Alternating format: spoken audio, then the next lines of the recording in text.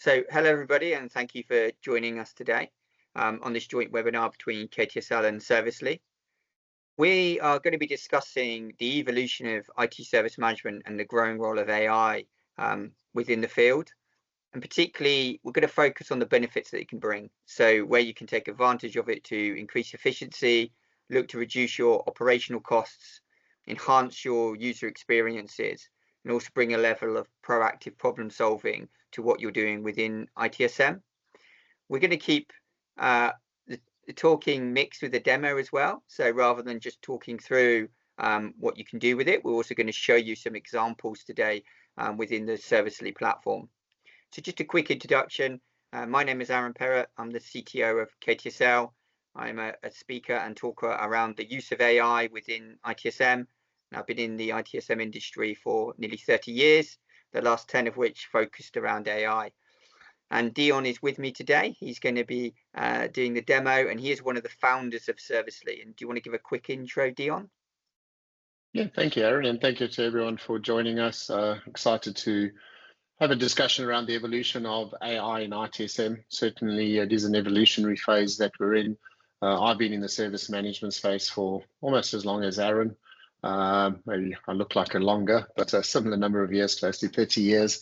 And I've really seen the evolution of service management from back in the day of really ticketing-based systems to where we are today. So quite excited to share with you just some general insights into what we're seeing, how organizations are leveraging AI. There's a lot of hype in the market, trying to cut through the hype and understand how does that bring real business value to organizations and what are the opportunities out there. So excited to be working with Aaron on the session today. Thanks, Dion. So I think what we're going to do is we're just going to start with a sort of a general conversation around some of the ways AI is changing ITSM and the benefits. So one of the things it's very good at is helping agents and users raise and or triage tickets, because it can look at everything that's happened in the past within the system and then allow you to more readily triage something. And it can also point agents in the right direction. So whether that's finding the similar ticket, whether that's producing some piece of automated workflow to solve the issue for the end user and or for the agent, or simply producing or showing the right article or piece of information in order to help that triage, whether that's the end user triaging it themselves or whether that's simply making a consistent journey for the agent. And there's certain areas here where it can cut down on training costs, it can make it more efficient, but it also gives a more common solution every single time, and that's a better user experience. And it's sort of this concept of get it right once and then repeat it. AI is very, very good at allowing that to happen and to that to flow.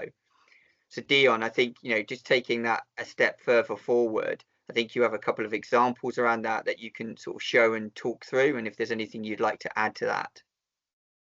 Yes, certainly. And I think, from what we've seen in the service management and AI, so I was juggling multiple screens here, is that we really started off with it's been pretty evolutionary in the sense that in the early days, it was very much around virtual agents. And there was this notion of could we self-serve through virtual agents, aka chatbots. And I think it's fair to say those that were around probably 10 years ago when virtual agents kind of burst onto the scenes, it was a bit of a false start to a certain extent in that we had the promise of the virtual agents being a fully automated, engaged experience, and very quickly came to the realization that virtual agents were very specific in how you had to say things in order to get the virtual agent to do something. But we kind of moved on from there where we started to look at how do we now start to also improve, and obviously virtual agents have continued to improve, and we'll talk in a bit time of how that has fundamentally changed as we're now moving into the generative AI space with large language models, that even the virtual agent architecture and approach is fundamentally disrupted and changed to become a real kind of engagement channel for our users.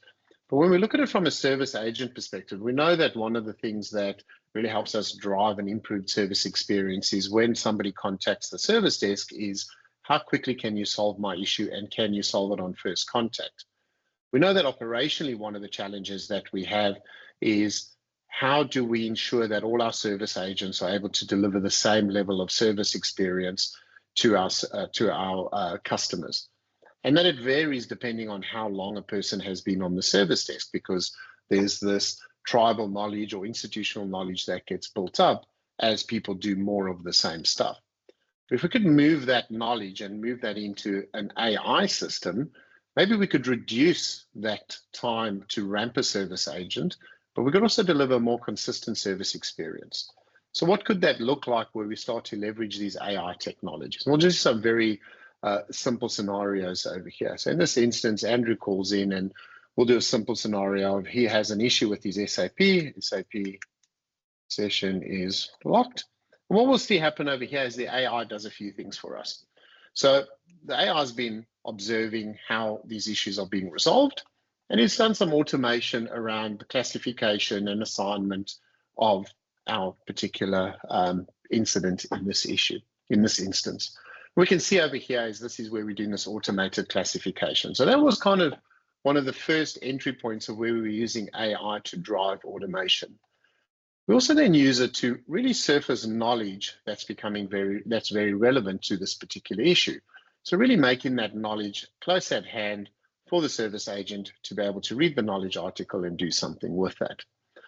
And then we kind of went through the next evolution where we could start to do things like whether we wanted to find related incidents to understand was there an underlying problem or a major incident. And we'll see towards the end of the session where we actually now start to use agentic agents to do this kind of thing in real time for us. But also surfacing things like, hey, automated diagnostics. Well, how about if I made it very easy for the service agent to check the session and report back that the session's locked, and then being able to unlock the session and essentially set that call to resolved. And what we've seen is this ability now to not only significantly reduce the resolution time of dealing with this ticket, but we've also been able to ramp that service agent to deliver a far greater service experience. So this was really the first iteration of where we've seen how AI could really start to deliver real value. So we went from virtual agents, we kind of then moved into the world of, okay, how do we do automated routing and classification? And we continue along the evolution. And I'll hand back to Aaron to kind of talk to us in the next stage of what we're seeing in this space. Thanks, Dion. And I think that the importance there is it's just about bringing some consistency, and it allows you to onboard more quickly. It allows a better user experience for both user and agent. I think where it's moved forward is where we start to talk around generative AI. So generative AI has moved the dial in terms of what we can achieve by using AI within ITSM. And generative AI is a great mechanism for doing some of the tasks that we don't want to do.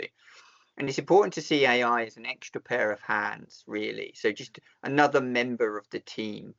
So when something happens and you need to produce, say, an RCA or a knowledge article off the back of an issue or an event, or indeed a known error, and generating some known error detail, typically that's something that we tend to put to the back of our queue because we have issues that we need to deal with.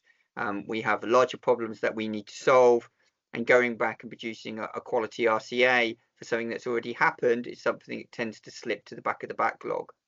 Well, we can use AI to help us there, because by allowing generative AI to generate that for us, it means we can still get all the benefits from having a good RCA or a good knowledge article or a good problem explanation without necessarily having to put the full amount of effort into generating it. So typically you would use the generative AI to, even if it got you to point A and you still went through a human verification before release, it's still doing some of that heavy lifting for you. And it's still providing that extra pair of hands. And it's really allowed a much higher quality of knowledge article to be there, but also better consistency and more variety, because typically those things come later in the process. And I think, Dion, you've got some good examples there of how we can leverage AI to do that type of thing within the tooling.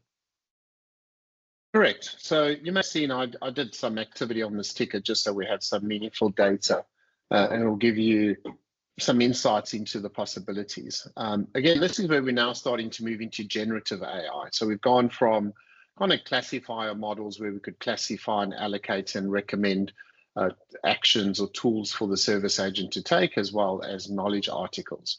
As we kind of step through to the next iteration in generative AI, to give you a sense of the speed at which things are moving, virtual agents, we started out building kind of systems of intelligence, if you like, circa 2015, 2016, when IBM Watson was all the rage and it was all chatbot. We then had a period of a number of years till 2020, 2021, and it's kind of accelerated with OpenAI's ChatGPT, and that was kind of revolutionary, and it was all about generative AI and LLMs. And that's great because I can go in and I can say, hey, write this more professionally for me, and how can we bring that into technology? And doing simple things like, it is fixed, let me know. It's probably not what we'd want to respond to our users, but we know service desk agents have high volumes of calls and they want to move on to the next one. Well, what if we could use some generative AI to kind of uplift that message and make it a slightly more user-friendly? Hi, Andrew, the issue has been resolved. Please let us know if there's any further things we can help you with. So that's one area where we see very quickly, quick and easily, how can we start to bring these LLMs into the real world in these business applications? But more importantly, as Aaron suggested, is we know that often a case, a ticket, be that a request, an incident, whatever it may be, has a lifespan, and that lifespan can vary depending on the particular ticket. It can have many, many comments through its life cycle from both the customer or the user to internal teams and departments that have worked on it. It can be assigned across multiple teams at different times. It has SLAs that may be running against that ticket. And if I need to get a single view of what's actually happened, well, that could take me a lot of time to try and collate that data to get a summarized view. Excuse me. I could take that a step further, and in the instance of a major incident, we know what happens is invariably a major incident occurs and suddenly everybody's in a Microsoft Teams channel or a WhatsApp channel or a Slack channel, and everybody's talking and doing a whole bunch of stuff trying to restore the service. However, when we get to the end of it, the major incident manager now has to go and try and collate and correlate data across multiple sources, different timestamps, and try and put together a timeline of what's actually happened for the life cycle in order to do the RCA incident review report. It turns out, and in particular, when we start looking at some of the models that are now being made available with reasoning capability in them, these models are surprisingly good if we give it large volumes of this transactional data and say, go and figure this out, work it out for me, and give me a summary so I don't have to piece the data together. So in this instance, we've just done as a quick demo to show you how we can use that technology. So I'll set this to resolved and I'll set this to closed. What the system now does is it takes all the data, and this is fully configurable as to what data I choose to give it, how much, how little, and you control the prompting. So the amazing thing is with these LLMs, there's a whole new skill that becomes available, which is around prompt engineering. How you serve the context window to these LLMs and then ask it to do things for you can significantly influence the output. So you have a lot of control as to how much detail, what specifically you want the LLM to do with this data and how you want it to present it back. So over here, we've done a very simple example where we could simply say, right, give us a ticket summary, tell us who it is, if we were tracking things like if it was a particular company, what the priority, it was assigned to the SAP, the assignee progression, the incident was as follows, you would have seen I assigned it while Aaron was talking, I went and assigned it to Andy.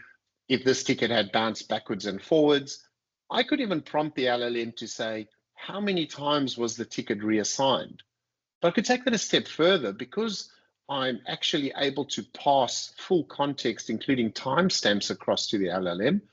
I could ask it, how long was it with a particular assignment group, for example? And it's able to do the deduction based on the timestamps of how long it's spent with a particular person or assignment group, etc.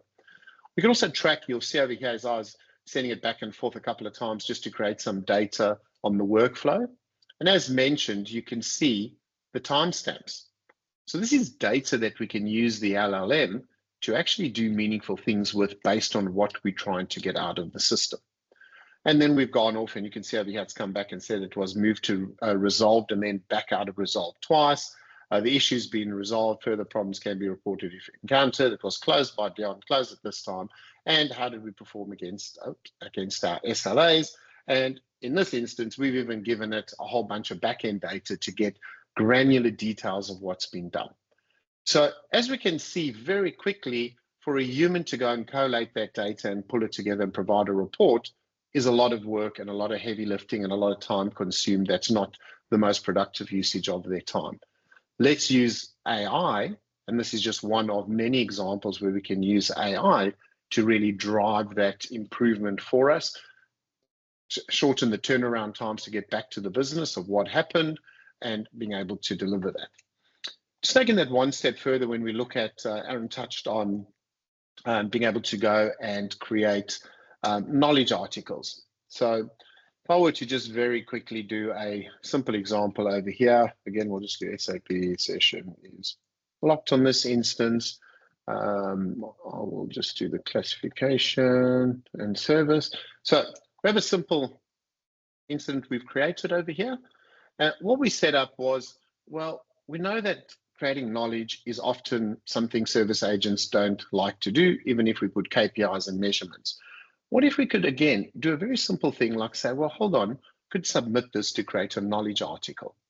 And what that does is, because I never gave it any data here, so again, you have full control, right? So if you have your agents are putting in closure notes, the more information you have within the tickets, the more the knowledge article will be relevant to your organization and the richer it will be. For the purpose of the demo and the time constraints, we'll keep this pretty simple. But what it'll also show you is the power of how the AI can actually take a limited amount of information and let's say go and generate a knowledge article. And what that does is it comes in, again, we would typically have a workflow. You wouldn't necessarily go straight from draft to published. You might want to have a peer review or human review, at which point you would then go ahead and publish it. But we can see that very quickly, generative AI is allowing us to far more quickly start to generate knowledge articles and make it a lot easier. Even if I were to go and type in, just in loose English, bad grammar, bad spelling, brain dump article, hit the generate content button, suddenly I have a professionally presented knowledge article. As opposed to today, one of the concerns are my spelling's not great, my grammar's not great, I really have to think about it, therefore it's in the too hard basket. So that's just yet another example of where we can use generative AI to help make things easier. Now I'll hand back to Aaron, where we'll now talk about Agentic AI, which is now the latest kind of, we've moved on from generative and now we're starting to talk about Agentic AI. So over to you, Aaron. Thanks, Dion. Yeah, and I think agentic is maybe a new term to some people, and it's been around a little while, but it could be described quite simply. All agentic AI means it's how AI can take the output from one task that is done and use that output in a secondary task. So it's more about having AI being able to do more than just one thing and then stop. It's allowing it to sort of feed one thing that it does into the next and into the next. So it's all about using it sequentially. So it's quite a straightforward term when you think about it in those contexts. And don't worry so much about how it's working, but just focus on the outcome that you can get from using it in that way. And by allowing it to sort of automate workflows from start to finish, as opposed to just purely one step within the process. And it's all back to that extra pair of hands. In the agentic mode, it's almost acting as if it's got 2 or 3 pairs of hands and it might be doing 2 or 3 different roles. Back to what Dion said around sort of prompt engineering, you can give AI a different role to play. So whether that's the role of helping somebody from an end user perspective, whether that's the role of helping somebody from an agent or infrastructure perspective, that's all down to the type of role that you've given it. And agentic AI just allows those multiple touch points across the AI to take place. And I think, Dion, again, you've got a good example here where we can sort of show that in action for the people on the call. Yeah, certainly. And it's worth mentioning that this space is moving at a pretty solid pace. As I mentioned, we were talking about generative AI was all the rage, as it were, literally a few months ago. Now we're on to agentic. But I think what we're seeing is it's the coming together of all these technologies as a real enabler. And for those more technical on the call, this just hasn't happened by chance. It's really been an evolution of the AI technology. It's the coming together when we look at agentic is large language models, i.e. generative AI capability, with retrieval augmented generation, which is another mechanism that's become an underpinning capability of these systems. And then this notion of vector data stores, so really turning the data into embeddings and bringing this all together in a cohesive manner to really deliver business value to organizations. And what does that look like? We've just set it up in this demo. This could be through a virtual agent. It could be coming in via an email.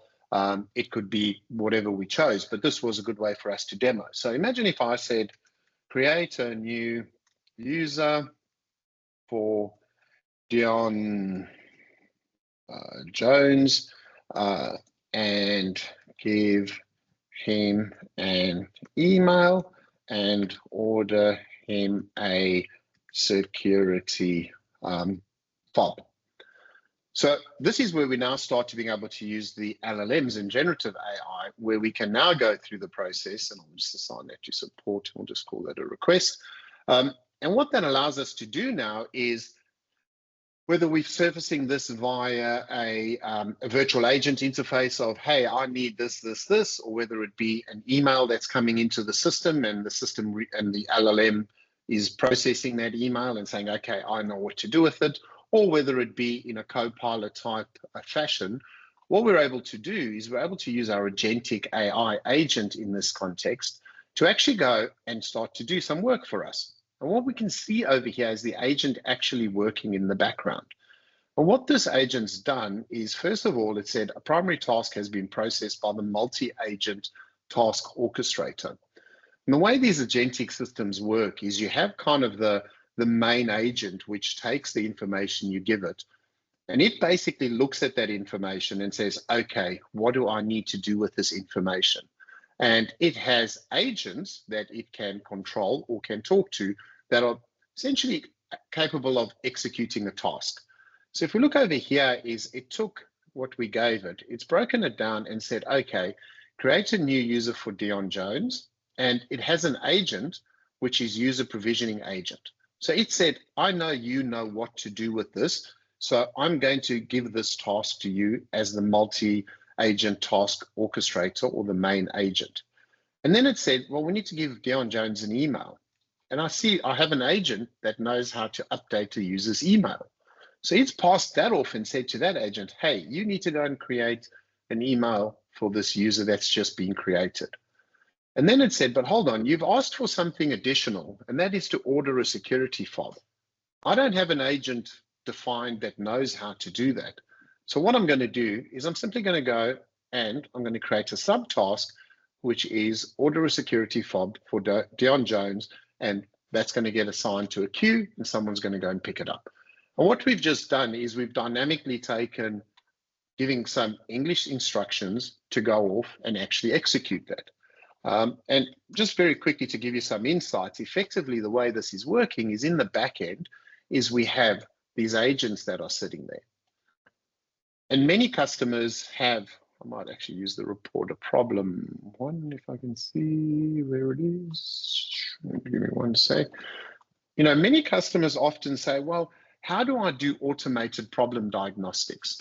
Well, it just so turns out, why not have an agent that's monitoring all the incidents that are being created, looking for similar incidents that are occurring over a period of time, and on the back of that, actually going and creating a problem to assign to the problem manager to go and do an investigation, and then linking all the records that it found or the incidents to this new problem with a detailed analysis of what's happening.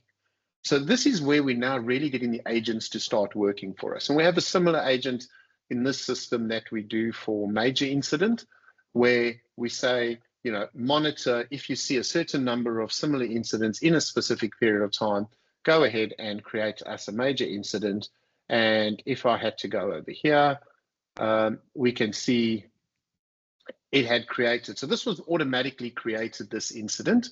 Major incident VPN connectivity issue. Detecting affected 4 users with 4 reports in the last 10 minutes. The issue has been raised 4 times in the last hour. And we can see there's a bunch of incidents that have been linked to that major incident automatically created. So a lot more that we can talk about, just conscious of time. I know we wanted to be able to leave some time for some questions, but hopefully that's given you a bit of insight into the evolution that we've gone from where we had virtual agents, we then had classification, we then had generative AI, to where we are today, which is our agentic AI of really leveraging the automation. So with that, I'm not sure, are there any questions that have come in? Might have a look. Yes, we have about a handful. So Okay. First one is all of the stuff that you've shown, is that out of the box functionality? What's available today? Yeah, so largely it is the agentic stuff's in final pre-release, and that'll be available. Everything else is there. The LLM stuff, etc., is available today. That's in the latest release 1.10. And obviously the agentic will be in 1.11, which will be the next release later this year. But everything else is pretty much there, available today. Excellent. So next one, is the AI available in the self-service side of ticket creation, i.e. on the front page of the portal that self-service users can use? Yeah, so we just happen to do it on the agent interface. It could be, it's an input channel, whether it's coming from the portal, whether it's coming from email, we can take that and pass that through the agentic engine and basically break that up into the tasks and allocation as required. The other thing you can obviously do is, we didn't touch on that, but you could even, now that whole notion of assignment, which has always been the challenge when people log things via self-service, it's like, well, who does it go to? Well, we don't know until we get it, and then someone has to triage it. Now we can start to tie up resolver groups with the context of what this resolver group does, and the agentic AI can say, oh, okay, you're responsible for working on issues like this, and automatically assign them. Excellent. Then there's a few on the incident summary piece. So first of all, can it be sent to a requester? And then there also seems to be a use case around summarizing into time cards. Yeah, so I mean, the good news is that the ability to use the context window creation and hand that off with a prompt to the LLM to do the work for you is not limited to incidents, problems, changes. You could use time cards. You can do, as I say, with some of these reasoning models, you can pass it pretty much any data and ask it to do reasoning and pass back those results. So we're actually working with a customer who's doing some stuff in the security space, basically building up a context window based on the based on the user, a whole bunch of other information, and then handing that off to a LLM focused on security threat identification and saying, right, based on this information, give us a threat report. And that's then sending it back into Servicely in this instance, where security is now doing that, whereas before they would have to go off to different systems to go and do it. So it's, it's limitless in how you can use this technology to really start to drive the automation.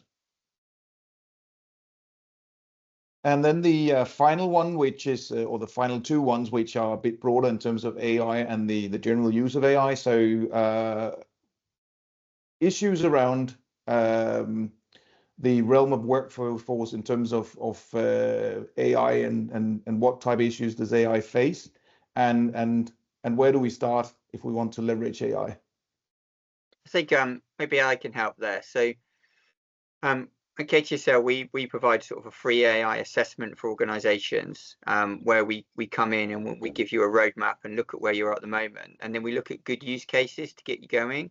So there's examples where there may be security concerns, or there may be concerns within the organization of how best to implement it. So what we can do is take our experience of implementing AI over the sort of the last 10 years and help you get going, and also help you spot where you're going to get good value early. Because one of the key things is to make it a really positive experience from the off, and that sort of allows you then to expand the use of it out across the organization. So that's something that we can certainly help with. And whether that's getting in touch with us via Servicely or direct, we can sort of help put together a business case or put together an implementation plan or just work with you to sort of start that journey in terms of leveraging AI across the business. Thanks, Aaron.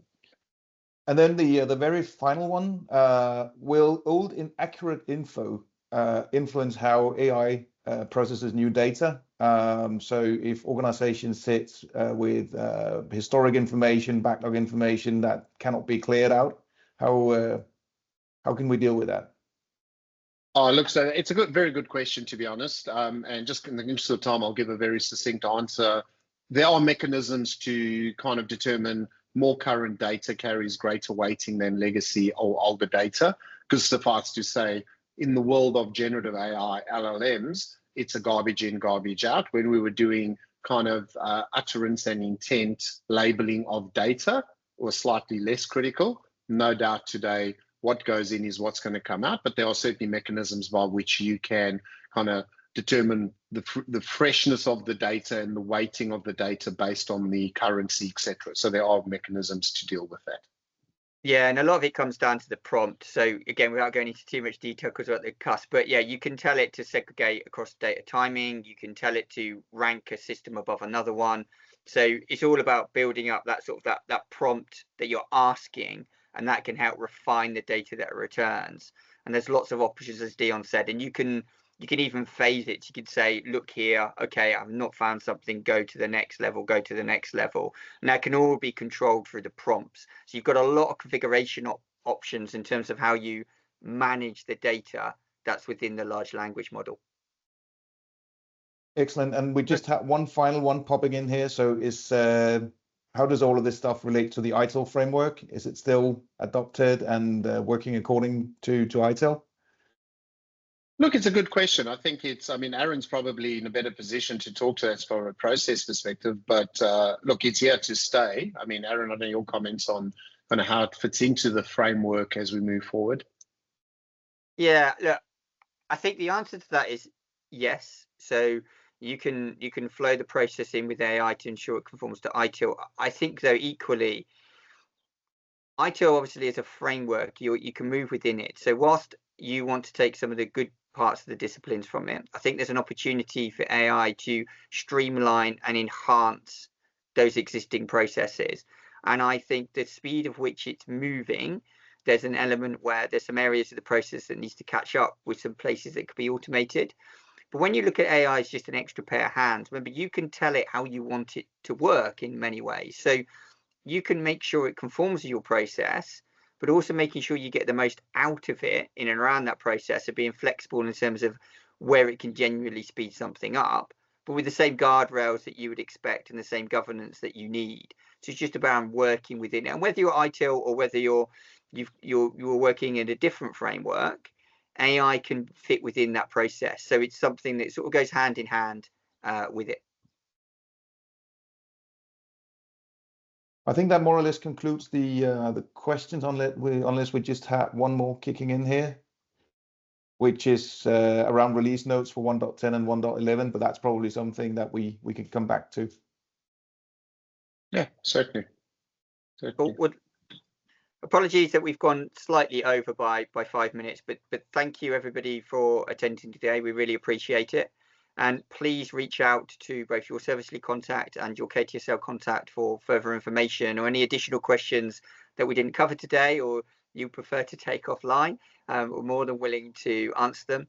And a copy of this webinar will be sent to all of you and will be available online shortly after the conclusion. So, but again, thank you very much for giving up your time today. We all really appreciate it. Thank you, everyone.